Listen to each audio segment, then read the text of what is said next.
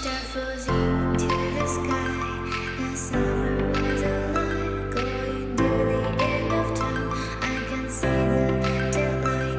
I swear perfectly, either really the end. Just hello like everyone, this welcome back to the channel. I am Alpana vlogs. तो दोस्तों, कैसे हैं आप सभी? I hope आप सब बहुत अच्छे होंगे, मज़े में होंगे, खुश होंगे। तो दोस्तों, दिवाली का फेस्टिवल है और आप लोग को पता ही है क्या मतलब चला गया है वो फेस्टिवल। लेकिन मैं दिवाली का व्लॉग आप लोग को दिखा रही हूँ कि मैं किस तरीके से दिवाली मनाती हूँ।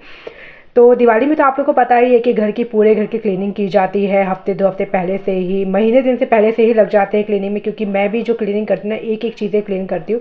तो सारी मैंने क्लीनिंग कर ली थी फाइनल मतलब डेज पे। और उसके बाद मुझे यहाँ पे ना कुछ मिठाइयाँ भी बनानी थी, और वो क्या बनने वाली थी ना, ये भी आपको आगे पता चलेगा। तो सबसे पहले तो जो भी मिठाई बनती है ना, वो सारी दूध की ही बनती है। तो यहाँ सबसे पहले मैं दूध को फाड़ रही थी नींबू से। तो यहाँ दूध मेरा फट गया था। उसके बाद ये पनीर का मैं एक मिठाई बनाई थी, जो कि बहुत ही टेस्टी बनने वाली है। वो क्या बनने वाली वो भी आपको आगे वीडियो में मैं बताऊंगी। तो इसमें ना सिर्फ 3 इंग्रेडिएंट की ज़रूरत है और बहुत ही आसानी से मिठाई बन जाती है। तो पहला इंग्रेडिएंट तो आप देख ही रहे हैं, पनीर है। बाकी दूसरा मैं भी आपको बताती हूँ, और तीसरा भी। तो देखिए, यहाँ मैंने पनीर को ना अच्छे से क्रश कर लिया है। और दूसरा इंग्रेडिएंट है ये मिल्क पाउडर। और ये आप ना कोई भी स्वीट बनाते हैं, मिठाई बनाते हैं, तो उसमें आप मिल्क पाउडर का भी अगर इस्तेमाल करेंगे ना, तो बहुत अच्छी आपकी स्वीट बन जाती है, मिठाई बन जाती है। तो यह मैंने मिल्क पाउडर ले लिया है। उसके बाद तीसरा जो इंग्रेडिएंट है मिल्क मेड है। और बस इन 3 ही चीज़ों से वो मिठाई बनने वाली है, और वो बनने वाली है कलाकंद। जी हाँ, कलाकंद, जो कि बहुत ही टेस्टी बनती है और बहुत ईजी तरीके से आप जल्दी जल्दी बना सकते हैं। जब आप स्टार्टिंग में बनाएंगे ना, तो आपको लगेगा कि तो बहुत पतला हो गया है, इससे कलाकंद बनेगा कैसे, लेकिन एकदम टेस्टी और बहुत ही बढ़िया कलाकंद बनने वाला है। तो मैं आपको बताने वाली हूँ इस वीडियो में। तो यहाँ मैंने मिल्क केक और मिल्क पाउडर लेकर के ना उसको अच्छे से मिक्स कर लिया है। और मिक्स करने के बाद ना जो मैंने पनीर क्रश किया था उसको डाल दिया है। उसको डालने के बाद ना इसको हमें चलाते जाना लगा था। ये एकदम पतला हो जाएगा, आपको लगेगा बनेगा कैसे, लेकिन ये बन जाता है बहुत ही। अगर आपको लगे ना कि बहुत ज़्यादा पतला है, तो आप इसमें थोड़ा सा ना मिल्क पाउडर और डाल सकते हैं इसको गाढ़ा करने के लिए। लेकिन ये गाढ़ा हो जाता है, चलाते जाइए आप धीमी आंच पे इसको, तो ये बहुत अच्छे से गाढ़ा हो जाता है। देखिए मेरा कितना पतला था। और देखिए, मैंने इसमें कुछ भी एक्स्ट्रा फिर बाद में नहीं डाला है। जितने मैंने आपके सामने इंग्रेडिएंट दिखाए हैं ना, जितनी क्वांटिटी दिखाई है, बस उतना ही डाला है। उसके बाद देखिए, इसको चलाते चलाते बहुत गाढ़ा हो गया था। और अब इसको मैं एक थाली में ना घी लगा करके जमने के लिए छोड़ दूंगी। वैसे भी ठंड का मौसम रहते बाहर में ही अच्छे से मतलब जम जाता है, अच्छे से बर्फी के शेप में आ जाता है। तो ये तो मेरा काम हो गया था। अब उसके बाद मुझे बनानी थी दूसरी मिठाई। तो दूसरी मिठाई के लिए तो आप लोग को पता ही है कि मुझे बनाना क्या है। मैंने दूध फाड़ लिया था, और देखिए कितना अच्छे तरीके से यहाँ पे ये जम गया ठंडा होने के बाद। तो दूसरी मिठाई मुझे बनानी थी रसगुल्ला। तो उसके लिए मैंने यहाँ चाशनी भी चढ़ा दी थी। और रसगुल्ला बनाने के लिए जो मैंने पनीर फाड़ा था ना, उसको बहुत अच्छे तरीके से हाथों से मैश कर लिया था। मैश इसको बहुत ही अच्छे तरीके से ना हथेली से आपको बहुत ही मतलब दम लगा लगा करके इसको मैश करना पड़ता है। बिल्कुल पूरी दम लगाने के साथ साथ ना हमारी भी जान की दम निकल जाती है इसमें। तो यहाँ मैश होने के बाद ना ये आपका एकदम सॉफ्ट हो जाएगा और तेल छोड़ने लगता है। अभी मैं आपको बताती हूँ। देखिए, आपकी हथेलियों में ना इस तरीके से बिल्कुल जैसे घी का ऑयल होता है ना, उस तरीके से चिपचिपा सा आपकी हथेलियाँ हो जाएंगी। अगर ऐसा हो जाए तो आप समझिए कि आपका जो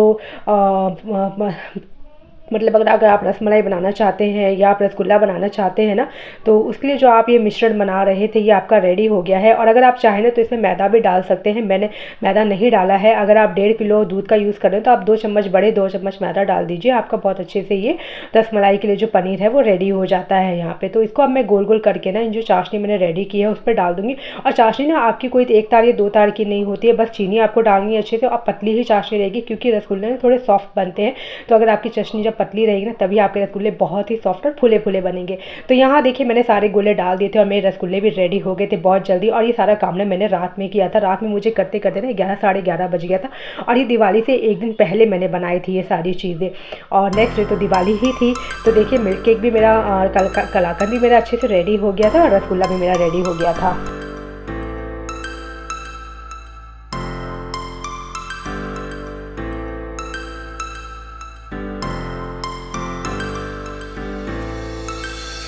star floating to the sky. The summer was alive, going to the end of time. I can see the daylight. I swear perfectly, either really the end.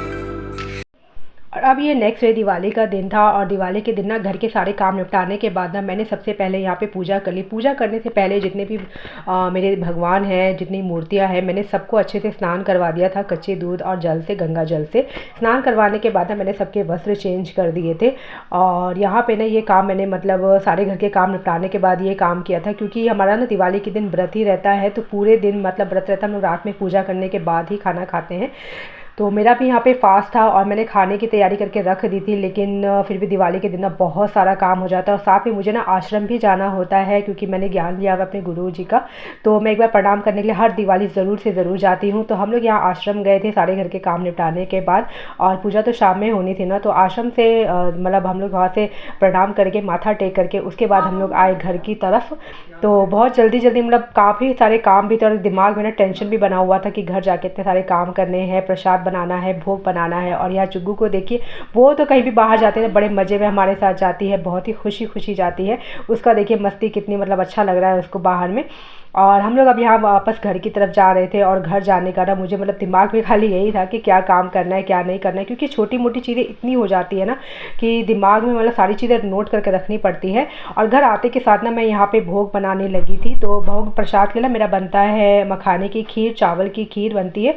तो सबसे पहले मैंने यहाँ पे गैस को अच्छे से पोंछ करके ना यहाँ पे खीर ही मैंने चढ़ा दी थी और आने के बाद तुरंत मैं काम में लग गई थी। और सारा घर तो मेरी बेटी ने एक दिन पहले ही सजा लिया था लाइटों से, जो भी मतलब फूल पत्तियाँ जो होती है सबसे सजा लिया था हमने। और यहाँ मैं मखाने देखिए भूज रही थी।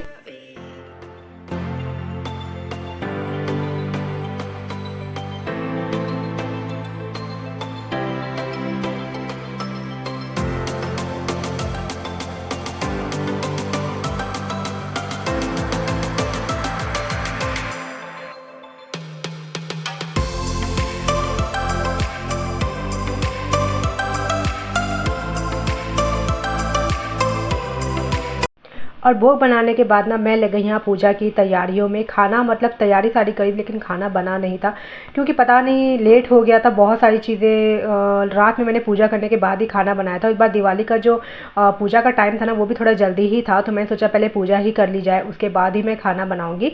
तो यहाँ पर मैंने पहले तो चावल का जो पिठार होता है ना उससे मैंने सारा एरपन पार दिया। मुझे ना एरपन इतने अच्छे से पारना नहीं आता है, बस थोड़ा बहुत जैसे तैसे पार लेती हूँ, क्योंकि कभी मैंने ये सब काम किया नहीं है। लेकिन हाँ, शादी के बाद तो और जब से मैं दिल्ली रहने लगी तब से मैं थोड़ा बहुत करने लगी हूँ। नहीं तो पहले ये सारे काम जब शादी से पहले मम्मी करती थी और शादी के बाद जब मैं ससुराल में रहती थी ना तब मेरी सासू माँ करती थी।